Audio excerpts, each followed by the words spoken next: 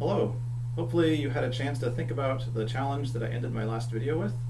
Um, so we're going to prove a theorem that says if G is a connected planar graph, right, so we can actually draw it on a flat surface with none of the edges crossing.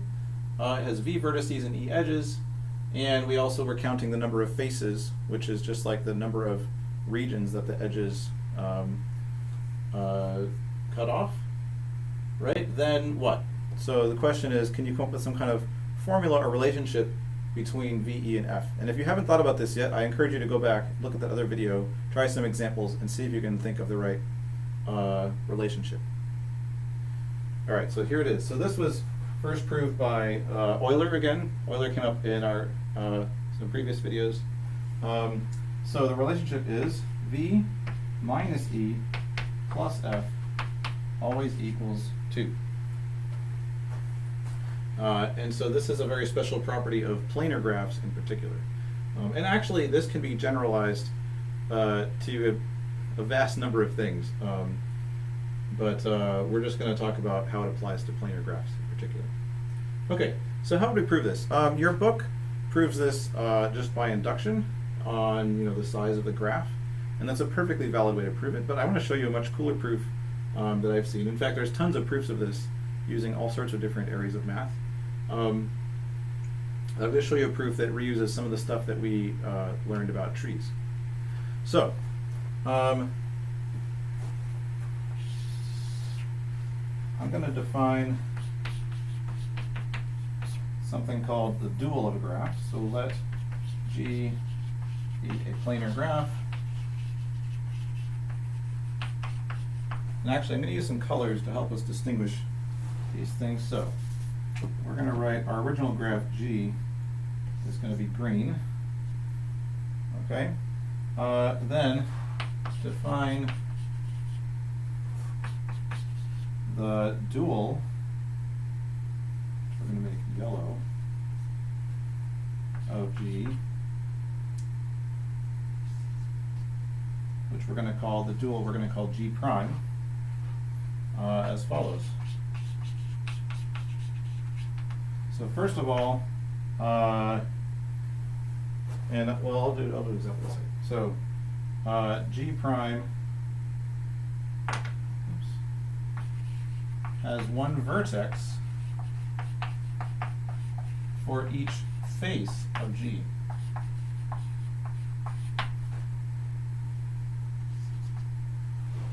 And second of all, we're going to connect, so that's what the vertices of G prime are. We have to say what the edges are. So connect U and V if and only if their faces share an edge. Share an edge in the original graph G. Okay, so let's do an example. So I'm going to draw my graph G here. So let's see, we're going to have vertex here, here.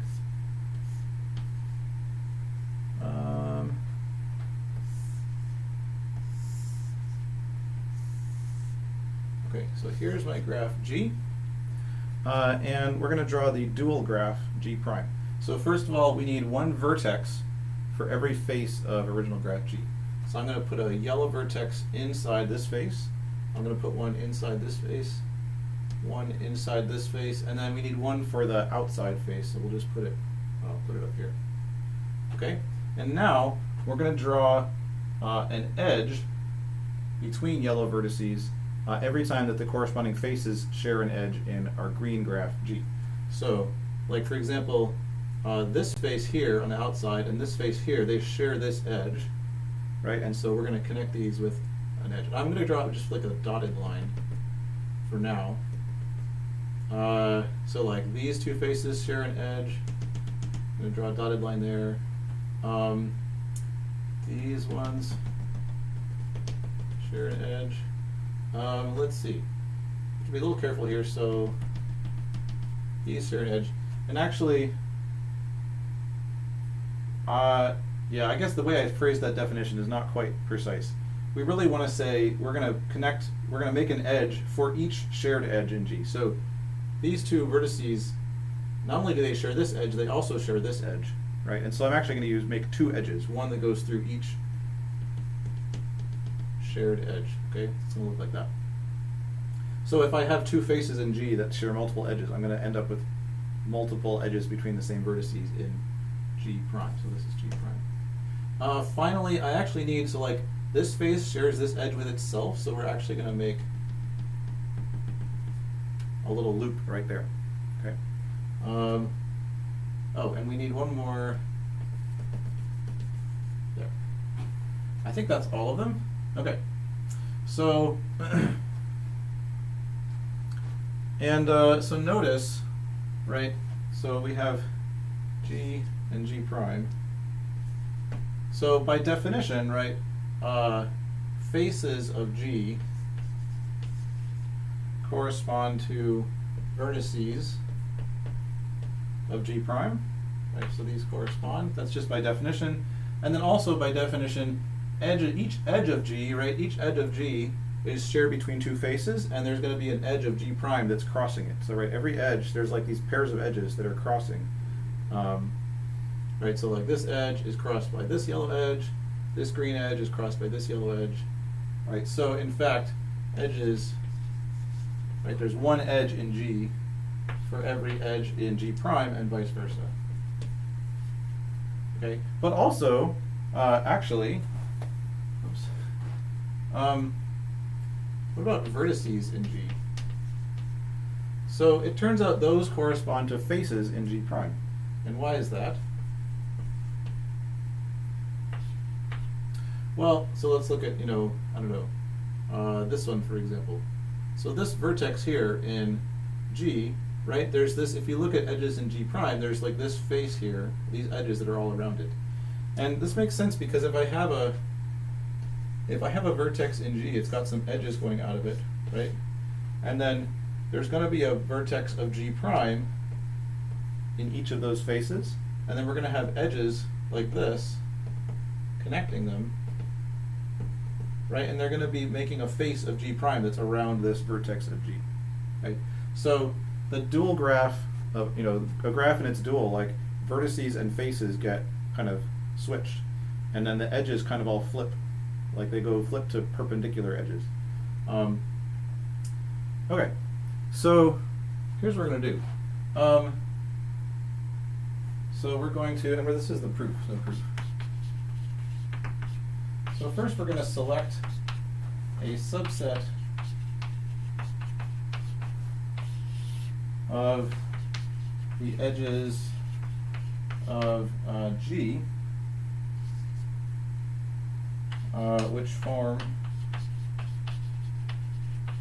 a tree, and we're going to call it T. We're going to make it green because it came from G. So notice that we started out by saying that G is connected, okay? So that's fine. A tree is just connected and it doesn't have any cycles. So if G does have cycles, all we have to do is get rid of some edges to make it not have any cycles. And we can always do that because if you pick some cycle, right, then if you get rid of one edge in the cycle, the whole graph, if it was connected before, it's still going to be connected after, because any path that connecting things that went through that edge we remove could now just like take a detour and go around the other part of the cycle. So we can just it's very easy to do this. Just pick a cycle, delete an edge randomly, pick another cycle randomly, delete an edge. And you just keep doing that until there's no cycles left, and you're going to have a tree. Okay, and I will say, I'll do this example in a second, but let me say first, then pick the edges of G prime, which corresponding to, when I say corresponding to, remember that edges in G exactly correspond to edges in G prime. So, if I, right, so we're going to pick the edges in G prime corresponding to edges of G, which were not chosen. So edges of G which are not in T. And we're going to call these edges T prime. So let's do an example up here. So first of all, well, G has some cycles, right? So let's pick one. I'm going to pick this one here to start. And I'm going to pick one of the edges in that cycle and get rid of it and say I'm not choosing that one. So let's do this one here. So I'm going to erase this. And I'm gonna redraw it, but I'll draw it with a dotted line. Just we can remember there was an edge there, but we're not going to pick it. So, and then I am going to now pick the corresponding edge from G prime. So I'm going to actually fill this in with a solid yellow line. Okay, so every pair, and this is why I drew the edges of G prime dotted. So every pair of edges that cross, right, one of them is going to be dotted and the other one's going to be solid. And we want to make sure that the chosen solid edges in G make a tree. So let's pick another cycle. Looks like there's still some cycles left. Let's pick this one, right? I have a cycle here. So let's get rid of this edge on the bottom. And so I will redraw it with a dotted line, not choosing it. And then I'm going to make this one, this crossing edge of G prime, make it solid. Okay, and let's see, do I have any cycles left? Yes, I still have one cycle in G, which is this little, two multiple edges here. So we will pick one of them to get rid of. Let's do this one here. So I'm going to get rid of this one. And let's see, I'll draw that back in as a dotted line. And I'm going to make this edge solid. Okay, so I'm left with, these solid green edges are a tree, which we're calling T, and the solid yellow edges, which correspond to the dotted green edges, those we're going to call T prime. And there's a reason that I called it T prime, and the claim is that that is also going to be a tree. We didn't say that. We just said choose whichever ones happen to be left over. So we have to prove this. So claim T prime is also a tree. Okay, why is that? Well, so remember the definition of a tree says, it's a graph that's connected, that doesn't have any cycles. And we have definitely chosen T, so we know T is a tree. So it's connected and it has no cycles. Let's think about what would happen if T prime was not a tree. So first of all, if it had a cycle, let's think about what would happen if T prime had a cycle. So if T prime had a cycle, it would mean, we had some place that looked like this with yellow chosen edges. But faces of G prime correspond to vertices of G. So we would have, there'd be some green vertex in here, And since these yellow edges are all chosen, it means that all these edges, all these green edges are not chosen. And that's not possible because now we've got this one vertex that's isolated all by itself. And it's not connected, But we know that T is connected. We can't have any vertices that are not connected, so this can't happen, And what if, so this cannot happen. And what if we had, what if T prime was not connected, Well, it would basically be the same thing. If T prime was not connected, it would mean we would have a cycle in T, because, if I had some part, some part here, whatever, and then some other part over here, basically, we would have to end up with some edges in T that disconnected that. So it's a little hand wavy, but you can think about it, try some examples. The point is that when we have a graph and its dual graph, faces correspond to vertices, edges correspond to edges, vertices correspond to faces, but also, if G is disconnected, it means that G prime has a cycle, and vice versa, If G has a cycle, then G prime is disconnected. So, since G is connected and has no cycles, G prime has no cycles and disconnected. Okay. So, let's see. And one very important thing to note that I forgot to say, right, we're using here very much the fact that this graph is a planar graph, right? Because like the fact that a cycle kind of disconnects this part is specifically because we're drawing things on a plane and we don't allow any edges to cross, right? So if I have a vertex here and I have a cycle around it, like I can't get out because I'm stuck in the plane and I can't draw an edge that crosses any of these edges. Okay, if we didn't require the graph to be planar, then this doesn't, like, just having a cycle doesn't tell us anything about, we could have some edge going, you know, around it in 3D space or whatever. So this only works, this idea of a planar graph and cycles and disconnected pieces being corresponding to each other, that really only makes sense for planar graphs. Okay. So we're actually almost done, believe it or not. So let's erase this. So I'll rewrite this formula here. So, well, that's what we're trying to prove.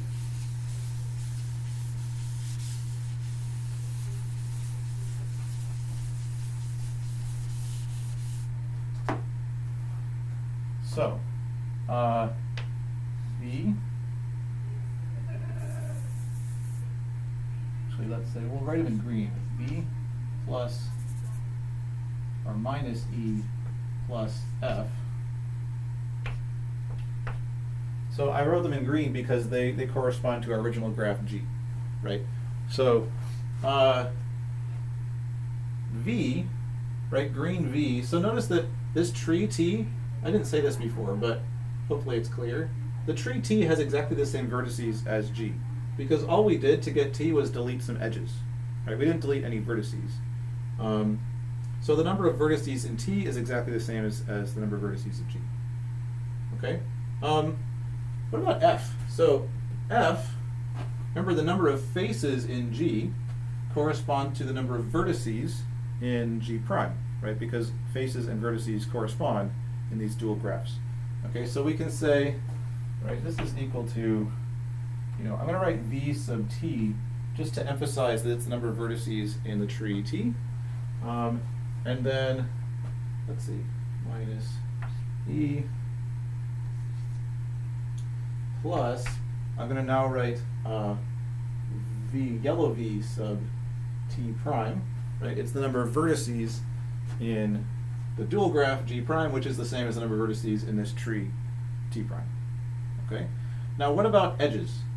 So,